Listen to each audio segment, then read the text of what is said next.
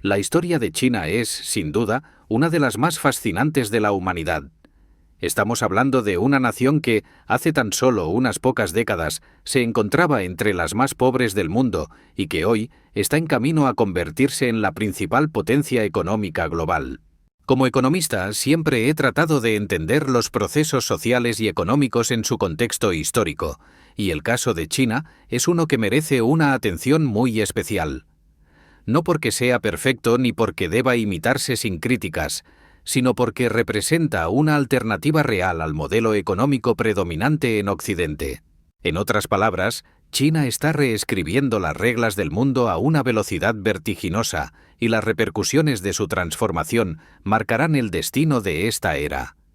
Es un gigante que despierta, un coloso que no solo está sacudiendo los cimientos de la economía global, sino también desafiando las narrativas que Occidente ha sostenido durante décadas.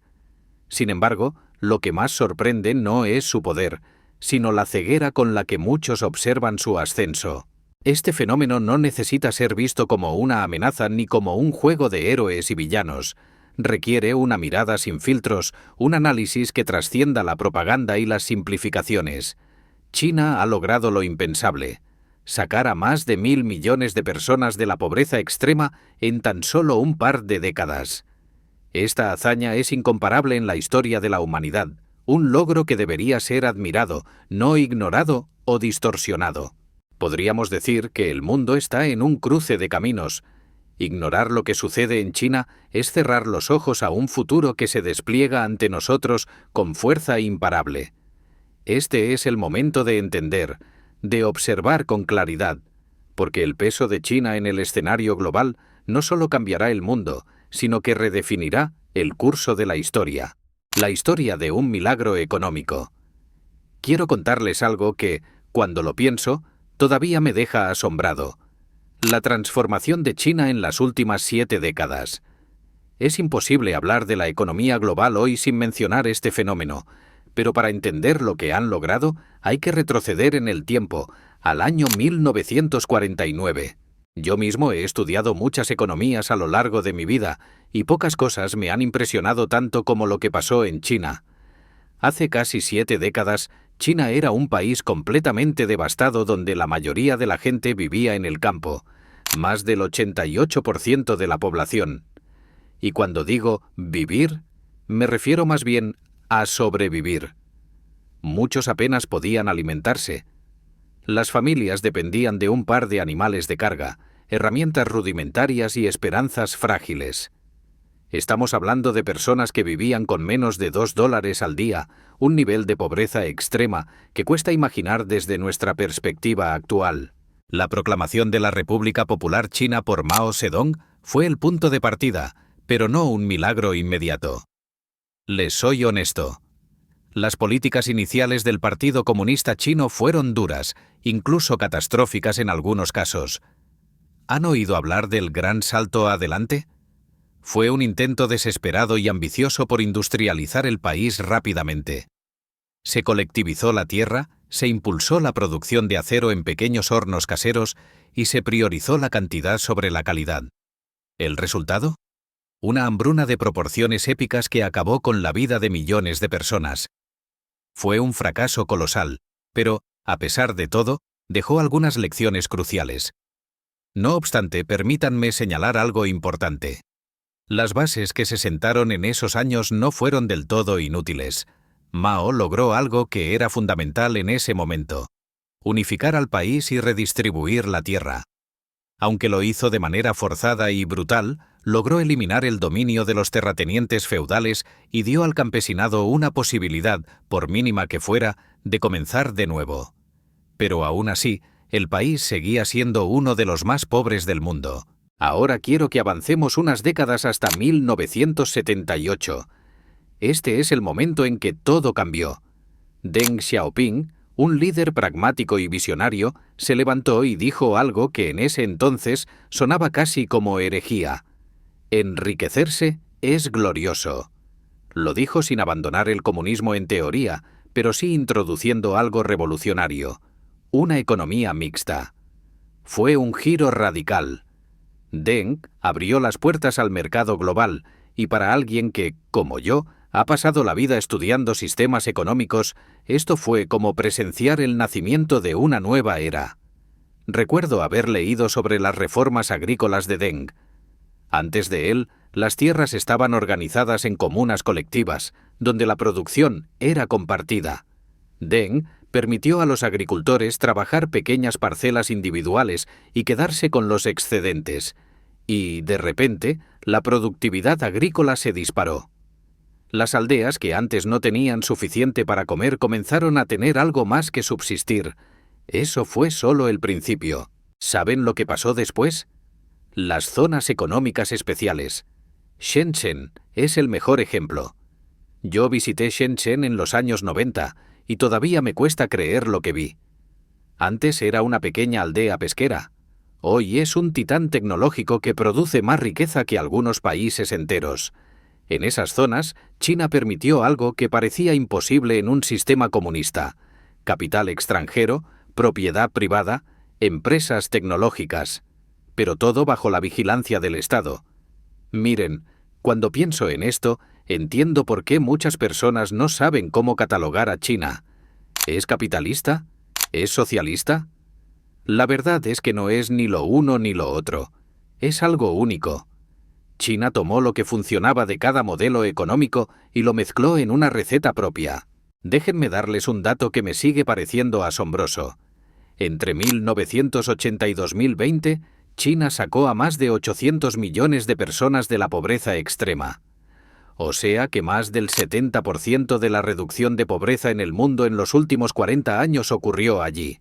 Es como si tomaran a casi toda la población de Europa Occidental y la llevaran de la miseria a una clase media emergente. Pero aquí hay algo más que la economía. Durante mis visitas a China, algo que siempre me ha fascinado es cómo la planificación estatal todavía juega un papel central. El Estado chino no permite que el mercado simplemente haga lo que quiera. Sectores clave como la energía, la banca y el transporte permanecen bajo control estatal. ¿El resultado? Tienen la red de trenes de alta velocidad más grande del mundo, algo que los estadounidenses, con todos sus recursos, ni siquiera pueden soñar tener. Y no olvidemos la tecnología. En las últimas décadas, China ha invertido miles de millones en investigación y desarrollo. ¿Han oído hablar de Huawei o de BYD? Son empresas líderes en sus sectores, pero detrás de ellas está el Estado, asegurándose de que no solo compitan a nivel global, sino que dominen. A veces la gente me pregunta si este modelo es sostenible. ¿Cómo se mantiene un sistema tan híbrido? Y mi respuesta es siempre la misma. No sé si es sostenible, pero lo que han hecho hasta ahora es algo que el resto del mundo no puede ignorar. Para mí, China representa un desafío intelectual. No encaja en las categorías económicas tradicionales. Su ascenso no es simplemente una historia de éxito económico. Es una lección sobre adaptabilidad, planificación y pragmatismo. No es perfecto, y ciertamente no está exento de problemas, pero su historia es una prueba de que es posible transformar una nación devastada en una superpotencia global en menos de un siglo. Cuando miro a China, siento una mezcla de admiración, curiosidad y, sí, preocupación. Pero si hay algo que debemos aprender de ellos, es esto. Nunca subestimen el poder de una visión a largo plazo combinada con un enfoque pragmático. Porque eso, al final del día, es lo que realmente ha impulsado este milagro económico. Competencia con Occidente. Cuando pienso en el ascenso de China y en su impacto en el mundo, no puedo evitar recordar una conversación que tuve hace unos años con un economista estadounidense. Él me dijo, casi con desprecio, «China no es una amenaza real. Es solo una fábrica gigante». Me reí, no porque estuviera de acuerdo, sino porque esa frase resumía perfectamente la arrogancia con la que Occidente ha mirado a China durante décadas. En mi opinión, esa visión está equivocada, y los hechos lo demuestran. Hoy China no solo es una fábrica gigante, es un motor global que produce más acero, cemento, paneles solares y vehículos eléctricos que cualquier otro país en el mundo. En 2023, más del 35% de los vehículos eléctricos del planeta salieron de fábricas chinas, y durante el año pasado superaron las 10 millones de unidades. Para ponerlo en perspectiva, eso es más que Estados Unidos y Europa combinados, y si caminan por ciudades como Shenzhen o Guangzhou, verán cómo las calles están llenas de automóviles eléctricos de marcas que Occidente apenas conoce, pero que dentro de poco estarán compitiendo y liderando en mercados globales. Nuevamente esto no es casualidad. Lo que hace única a China es su enfoque estratégico, ese tipo de planificación que Occidente abandonó hace mucho tiempo. Vean, en Estados Unidos, cuando algo tiene éxito, la gente dice, es el mercado lo resolvió. Pero en China, el éxito no se deja al azar ni al mercado. Allí el Estado juega un papel fundamental, decidiendo hacia dónde debe ir la inversión, cuáles sectores deben priorizarse y cómo pueden avanzar tecnológicamente. Y los resultados son innegables.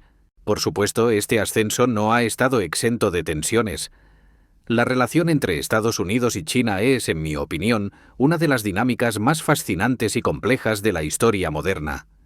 Hay una competencia feroz en lo económico y lo tecnológico, pero también una interdependencia que nadie puede ignorar.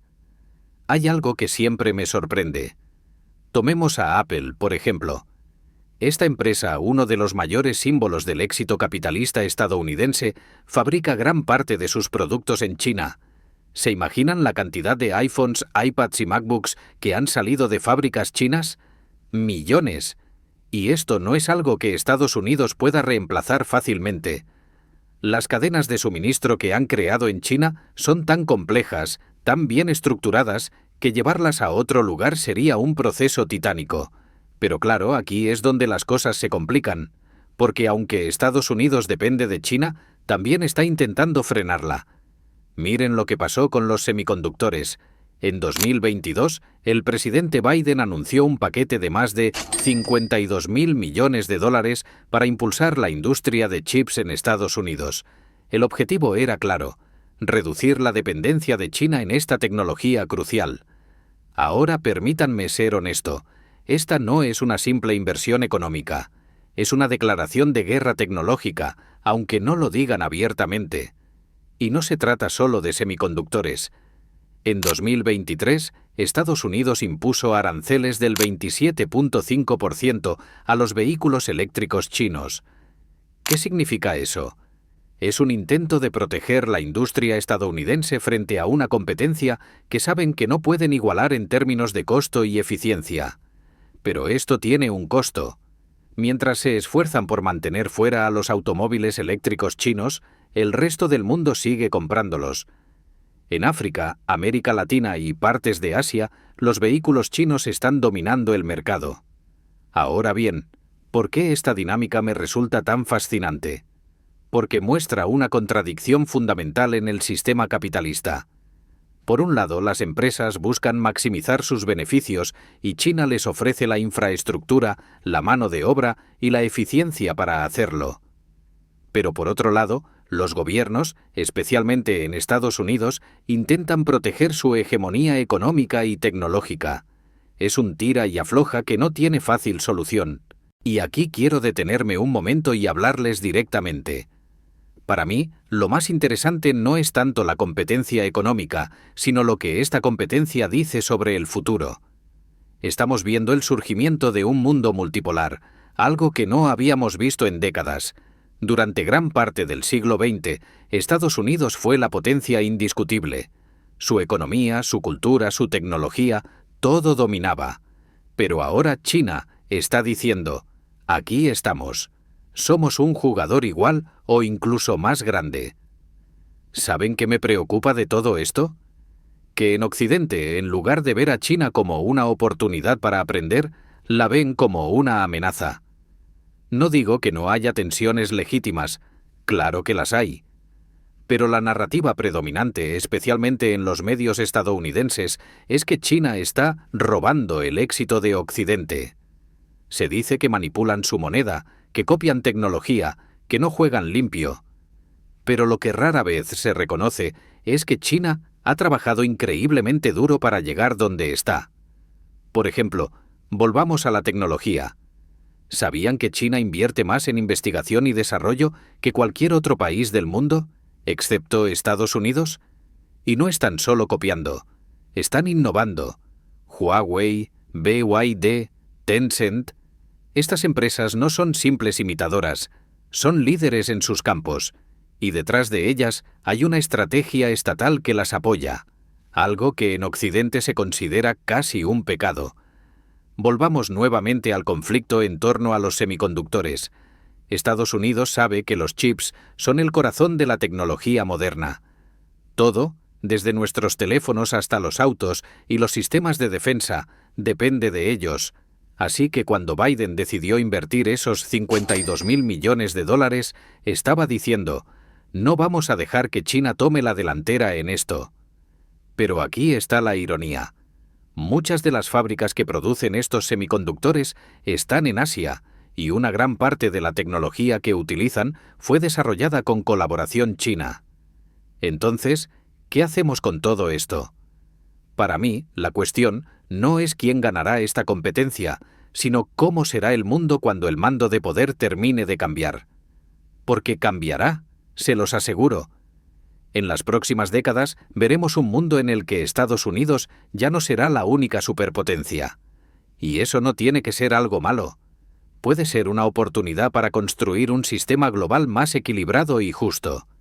Si hay algo que hemos aprendido de la historia, es esto. Ninguna nación tiene un derecho divino a la supremacía económica. Estados Unidos tuvo su momento y ahora China está teniendo el suyo. Y tal vez, en lugar de temer este cambio, deberíamos aprovecharlo para repensar cómo queremos que sea el futuro de nuestra economía global. En otras palabras, esta competencia no se trata solo de números, aranceles o semiconductores. Se trata de cómo el mundo está cambiando ante nuestros ojos y de cómo elegimos responder a ese cambio.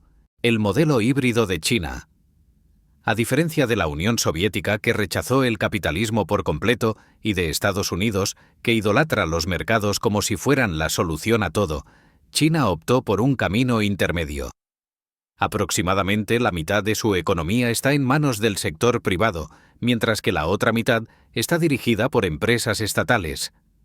Cuando enseño sobre economía, suelo decirles a mis estudiantes que los sistemas económicos no son estáticos. Evolucionan, se adaptan, toman elementos de aquí y de allá. China entendió esto mejor que nadie. En lugar de aferrarse a una ideología pura, dijeron, vamos a tomar lo que funciona del capitalismo y lo que funciona del socialismo, y lo combinaremos en un sistema propio. Y vaya que lo hicieron. Piensen en el sector privado en China. Hoy en día, empresas como Alibaba o Tencent son gigantes globales que compiten al más alto nivel. Pero detrás de esas empresas hay una infraestructura y un apoyo estatal que Occidente simplemente no puede igualar. Déjenme darles un ejemplo que me parece fascinante. Los trenes de alta velocidad. En Estados Unidos, si quieren viajar de Nueva York a Boston en tren, les tomará unas 4 horas, y eso si no hay retrasos. En China pueden recorrer distancias similares en la mitad del tiempo, cómodamente sentados en un tren que va a 300 kilómetros por hora. Desde 2008, China ha construido más de 40.000 kilómetros de líneas de tren de alta velocidad. ¿Saben cuántos tiene Estados Unidos? Apenas 735 kilómetros. Y no es que en Estados Unidos falten los recursos, es que falta algo que en China tienen de sobra: planificación a largo plazo. Recuerdo una conversación que tuve con un ingeniero ferroviario chino durante una visita al país asiático. Me explicó cómo el gobierno había decidido invertir masivamente en infraestructura, no porque fuera rentable en el corto plazo, sino porque sabían que conectaría regiones, fomentaría el comercio y sacaría a millones de personas de la pobreza. Me dijo, aquí no pensamos en el próximo trimestre, pensamos en las próximas generaciones. Esa frase se quedó grabada en mi mente porque resume perfectamente la diferencia entre el enfoque chino y el occidental.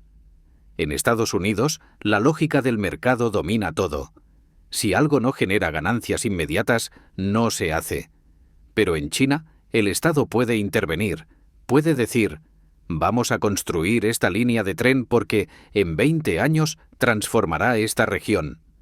Y eso es exactamente lo que han hecho. Pero quiero ser claro. Este modelo no está exento de problemas.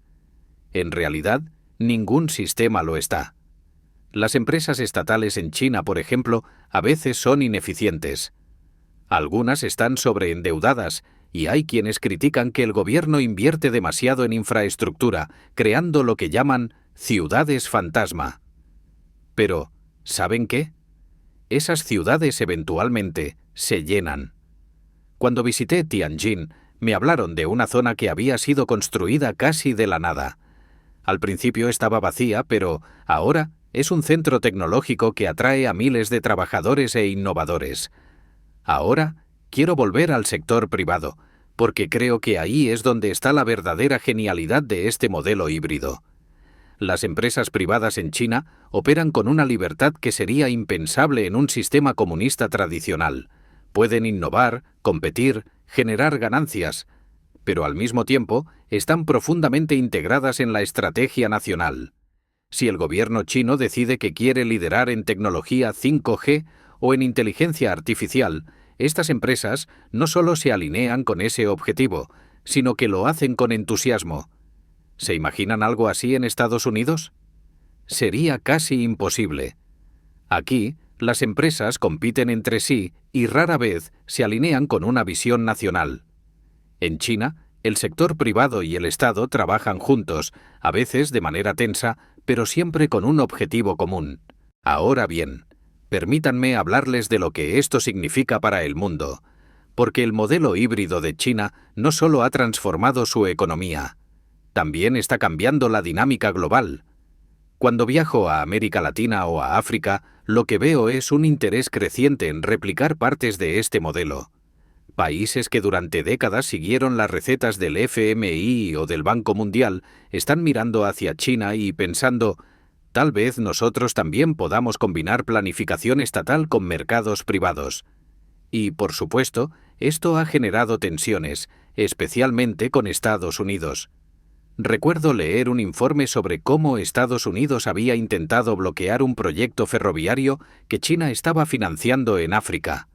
Me pareció irónico, porque mientras Estados Unidos se preocupa por mantener su influencia, China está construyendo infraestructuras que realmente transforman vidas. Esto me lleva a reflexionar sobre el futuro.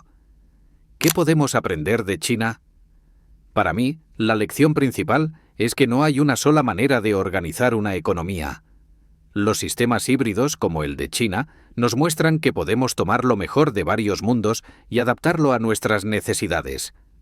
Les confieso algo. A veces, cuando hablo de estos temas en Estados Unidos, recibo críticas. Me dicen que estoy idealizando a China, que no estoy viendo sus problemas. Pero no se trata de idealizar. Se trata de aprender. Se trata de reconocer que hay algo en este modelo híbrido que funciona y que tal vez, solo tal vez, podríamos aprender de ello. Así que la próxima vez que alguien les diga que China es solo una fábrica gigante, piensen en los trenes de alta velocidad, en las ciudades que construyeron de la nada, en las empresas que están liderando el mundo en tecnología. Y recuerden, lo que estamos viendo no es solo el ascenso de una nación, sino la reinvención de lo que una economía puede ser, la narrativa de los 100 años de humillación. Desde mi perspectiva como intelectual y académico, no es posible entender las decisiones estratégicas de China sin abordar lo que ellos llaman los 100 años de humillación. Ese término no es solo un dato histórico, es una herida abierta que guía cada política y cada paso que toma el país.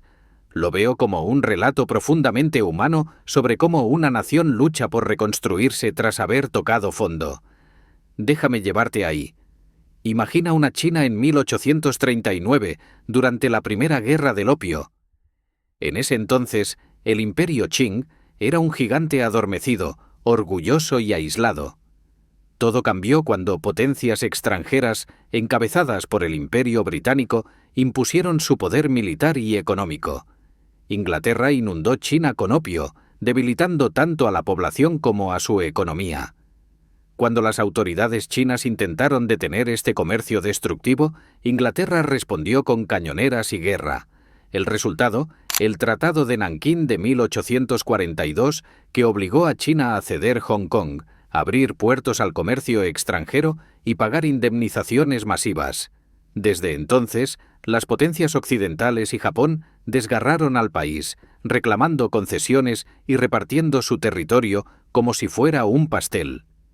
Esos episodios de saqueo y dominación, que continuaron hasta mediados del siglo XX, crearon una profunda sensación de humillación colectiva. No solo se trataba de pérdidas económicas, sino de una fractura espiritual. El país que alguna vez lideró el mundo en invenciones como la pólvora, la imprenta y el papel, se convirtió en una sombra de sí mismo, forzado a obedecer a potencias extranjeras. Cada vez que menciono este período, veo cómo las expresiones de mis colegas chinos se endurecen. Hablan de ello con una mezcla de rabia y determinación, como si las heridas aún estuvieran frescas. En las aulas, en los libros de texto y en los discursos políticos, los 100 años de humillación son recordados como una advertencia de lo que ocurre cuando se pierde la soberanía económica y política. ¿Y cómo reacciona una nación a esa historia? Con una determinación absoluta de que nunca vuelva a repetirse.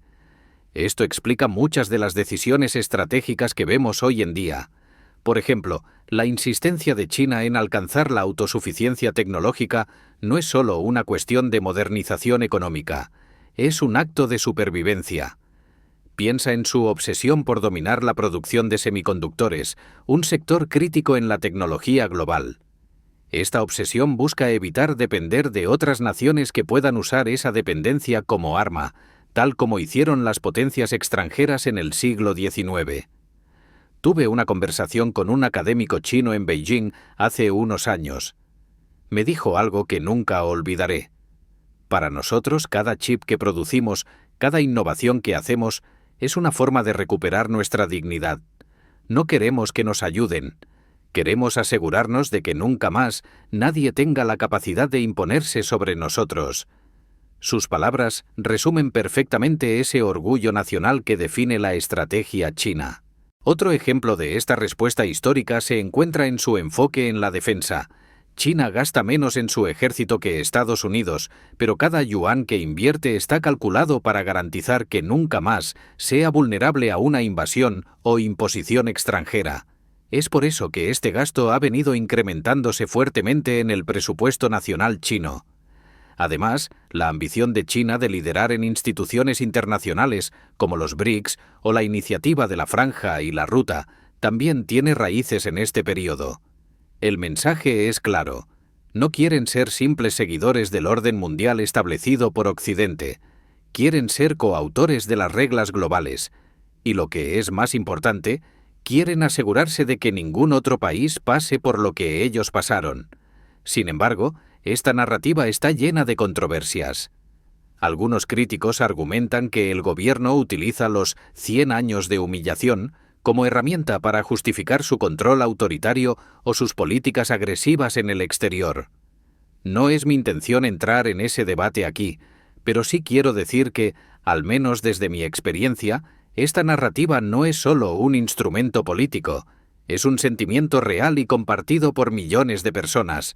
No es algo que el Partido Comunista haya inventado, es algo que ha sido interiorizado por generaciones. Al mirar la historia de China desde este prisma, entiendo mejor su modelo económico, que combina capitalismo y control estatal, así como su enfoque disciplinado en el desarrollo. Ellos no ven estos pasos como simplemente crecimiento económico. Para ellos es una forma de sanar, de recuperar su lugar en el mundo y de asegurarse de que la humillación nunca vuelva a ser parte de su narrativa. Para mí, los 100 años de humillación son un recordatorio de lo que significa la resiliencia humana, pero también de las lecciones que otras naciones pueden aprender. Es un llamado a reconocer cómo el poder económico y político puede destruir o construir a una nación. Y, sobre todo, es un testimonio del espíritu de un pueblo que, contra todo pronóstico, se negó a aceptar un destino impuesto por otros. ¿El futuro líder global? Déjame plantearlo de esta forma. Si el siglo XX fue definido por el dominio económico, político y cultural de los Estados Unidos, el siglo XXI bien podría ser recordado como el período en que China superó a esta superpotencia y remodeló el mundo a su imagen. Esto no es solo una especulación académica, es una realidad que se asoma cada vez más cerca. Para entender cómo China podría superar a Estados Unidos, hay que mirar más allá de los números brutos, aunque estos ya son impresionantes. Según algunos estudios, China podría convertirse en la economía más grande del mundo antes de 2030. Actualmente, es el principal socio comercial de más de 120 países, mientras que Estados Unidos solo lo es para poco más de 50. Esto significa que, a nivel global, más naciones dependen de China para su prosperidad económica que de cualquier otro país. Y aquí está la clave.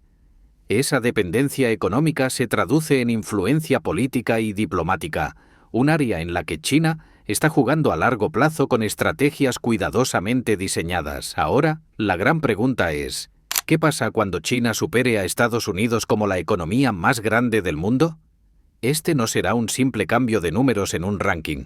Será un cambio sísmico en cómo opera el sistema internacional. Durante décadas, Estados Unidos ha moldeado las instituciones globales desde el FMI hasta la ONU para reflejar sus valores y prioridades, pero una China dominante seguramente buscará reestructurar esas instituciones o incluso crear nuevas que reflejen su propia visión del mundo. Un área donde esto ya está sucediendo es en las finanzas internacionales. El dólar estadounidense ha sido la moneda dominante en el comercio global durante casi un siglo. Sin embargo, China está trabajando activamente para cambiar eso, impulsando acuerdos comerciales en yuanes y liderando la creación de alternativas como el Banco Asiático de Inversión en infraestructura. Si el dólar pierde su estatus como la principal moneda de reserva, Estados Unidos perderá uno de sus mayores instrumentos de poder. Imaginen un mundo donde las sanciones económicas impuestas por Washington sean ineficaces porque las naciones ya no dependen del sistema financiero estadounidense. Este escenario ya no es ciencia ficción, es una posibilidad tangible. Pero no solo es una cuestión de economía o tecnología. China también está redibujando las líneas de la geopolítica.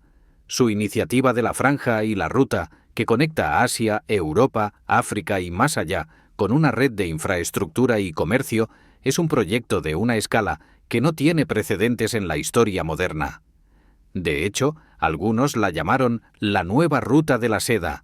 Esto no solo posiciona a China como el centro de las rutas comerciales globales, sino que también fortalece su influencia en regiones que tradicionalmente han estado bajo la órbita de Occidente. Y aquí viene el impacto humano. En un mundo liderado por China, podríamos ver un cambio en cómo se perciben los derechos humanos, la democracia y el papel del Estado. Occidente ha promovido durante mucho tiempo sus propios ideales como universales, pero China podría plantear una narrativa diferente, que la estabilidad, el desarrollo económico y la seguridad colectiva son prioridades más importantes que la democracia al estilo occidental. ¿Será esto aceptado por otros países? Bueno, ya estamos viendo señales de que muchas naciones en desarrollo están más dispuestas a alinearse con Beijing que con Washington, precisamente porque China ofrece inversión y desarrollo sin las condiciones políticas que usualmente impone Occidente. El ascenso de China no es solo una historia de números o estadísticas, es una historia de voluntad colectiva, de un pueblo que decidió no resignarse al destino que otros les habían impuesto. Desde las cenizas de un siglo de humillación, China ha emergido como un gigante que no solo busca recuperar su lugar en el mundo, sino redefinirlo. Y mientras Occidente se aferra a un modelo que muestra grietas cada vez más profundas, la pregunta no es si China liderará, sino cómo reaccionaremos cuando lo haga. ¿Qué significa un liderazgo global que no proviene de Occidente? ¿Qué valores traerá al escenario internacional? Enfrentaremos un mundo donde las reglas ya no serán dictadas por una sola potencia y donde el poder estará más distribuido, pero también más disputado. Para algunos, esto puede parecer un desafío. Para otros, una oportunidad de cambio. ¿Estaremos listos para aceptar un nuevo modelo o intentaremos aferrarnos al viejo sistema aunque esté claramente en declive? Solo el tiempo dirá, pero una cosa es segura: el mundo que conocemos está cambiando y debemos estar preparados,